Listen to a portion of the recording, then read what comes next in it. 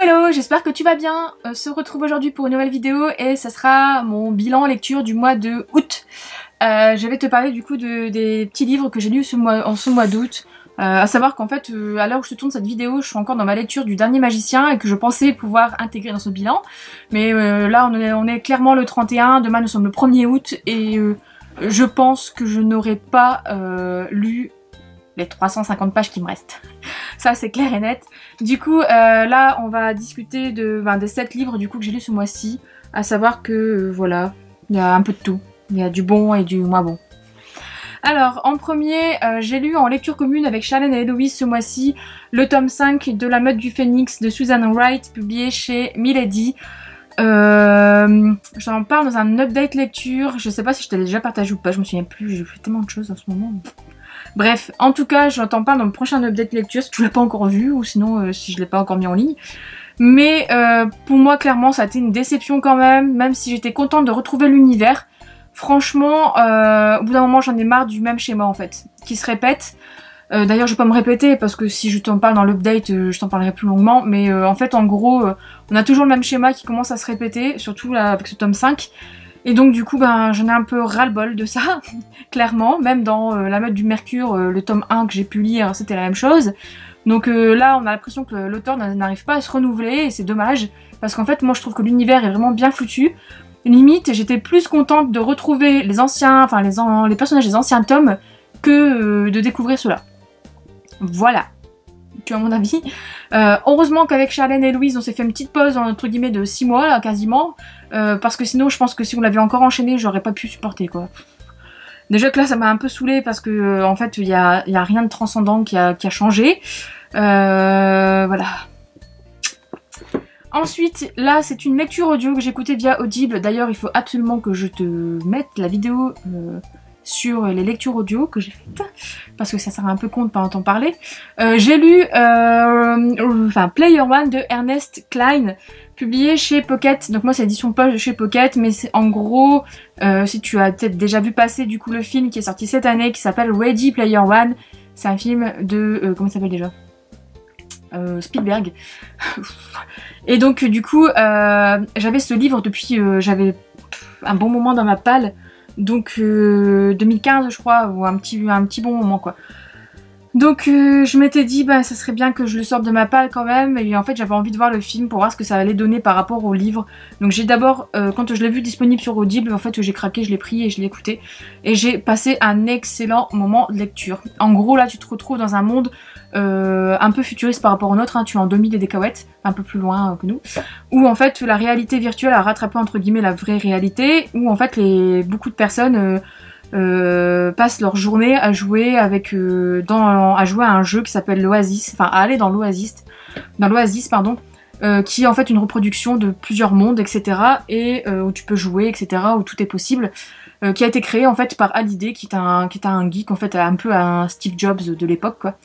Et lui en fait à son décès a laissé un message en disant aux joueurs du monde entier qu'il y avait un Easter egg planqué dans son jeu, et que si un joueur le trouvait, il récupérerait en fait le pactole qui est des milliards de dollars. En gros un Easter egg dans un jeu c'est une chose cachée qui peut être trouvée quand on fout bien en faisant des magouilles, enfin pas des magouilles mais voilà, enfin tu iras voir sur internet. Bref, du coup, moi j'ai vraiment adoré cette histoire parce qu'en fait il y a énormément de références aux jeux rétro, au rétro gaming, etc. Si tu as dû voir un peu des fois sur Booksta, je m'éclate dans les photos à mettre des petites Game Boy, des petits jeux de PS1, etc. Enfin des petites accessoires de PS1, machin. Bref, tout ça en fait c'est un peu... une petite passion secondaire qu'on a avec mon monsieur, de collectionner un peu tout ce qui est en rapport avec le rétro gaming. Et donc du coup là j'étais vraiment aussi plongée dans un univers que je connaissais pas mal et que j'aime particulièrement, tout simplement. Et donc du coup ça a vraiment été super plaisant. Il y a énormément de références, t'as des références aussi à la pop culture qui sont vraiment enfin moi j'ai adoré en fait retrouver ces petites références des films que j'ai vus, des films, enfin voilà, des personnes que tu connais ou enfin que tu connais, de nom, voilà, on m'a compris. Et donc du coup ça a vraiment été une super bonne lecture pour moi.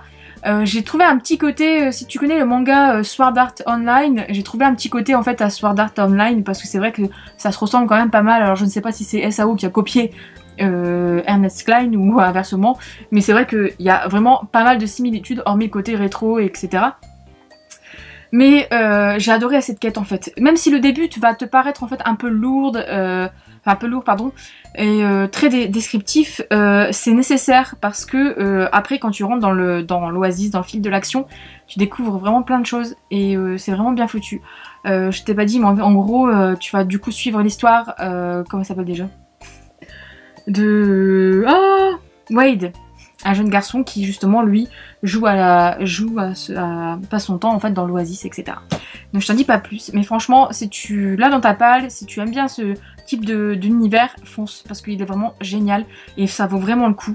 Et l'auteur a vraiment fait un travail de dingue au niveau des références, etc. Ensuite, pour pallier un petit peu à tout ça, j'avais envie de sortir une romance de ma palle, parce que j'en ai pas mal en fait, et j'avais envie de sortir des petites romances. J'ai lu du coup Cookie Bastard de Vicky Land et de Penelope Ward, publié chez Hugo Roman dans la collection New Romance.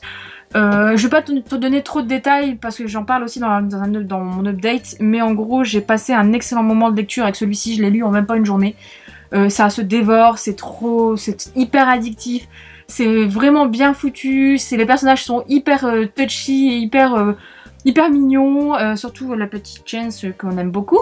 Et donc du coup franchement là tu peux que foncer si tu as une petite romance à lire cet été ou même en fin d'été, hein, il y a carrément moyen si tu as envie de faire un petit week-end romance, fonce sur celui-ci, franchement il vaut vraiment le coup. Moi j'ai adoré de A à Z. Et au point que j'ai craqué pour la suite du coup, enfin pour un autre livre de ces auteurs. Pareil, celui-ci je t'en parle, en fait j'ai un gros update qui va arriver en fait. Dans un update, c'est le tome 3 de Le Contrat de Tara Jones, publié chez Hugo Roman dans la collection New Romance. Donc là je te fais pas de résumé parce que sinon je te spoil un peu le truc, mais de toute façon je t'en parle plus en détail aussi dans l'update. Mais en gros, là ça a été une lecture vraiment hachée, moitié-moitié quoi. La première moitié du bouquin, je l'ai détesté. L'héroïne, je pouvais pas... franchement, j'étais au point où j'allais peut-être arrêter ma lecture tellement elle me saoulait. Et la deuxième partie du roman, c'est beaucoup moins... il y a eu beaucoup moins ce côté-là. Et du coup, j'ai vraiment pris mon pied. Et limite, j'ai eu l'impression de ne pas en avoir assez. Et j'aurais voulu en avoir plus du coup à la fin. Parce que j'ai eu l'impression que ma première partie de roman a été gâchée par le caractère exécrable de Angélique. Voilà, c'est trop dommage parce que j'avais beaucoup aimé le tome 1 et le tome 2, j'avais des bons espoirs, en fait j'avais envie de savoir la fin et suite et fin de cette saga, parce que le tome 2 en fait tu restais sur un truc énormissime entre guillemets, enfin énormissime, voilà quoi, un beau petit cliffhanger quand même à la romance quoi, et là là Angéline elle a tout pété en 250 pages, en fait les 250 premières pages, j'avais envie de la tarter et voilà. Alors que petit Geoffrey est super sympa quoi. Donc franchement, si tu aimes les héroïnes un peu casse-couilles, on va dire ça comme ça parce que c'est la vérité, fonce, hein, il peut que te plaire. Si tu as du mal avec ça, je te conseille quand même de faire comme moi, de ne pas lâcher. Parce que pour finir, la fin est vraiment sympa et la deuxième partie du roman est vraiment sympa. Voilà.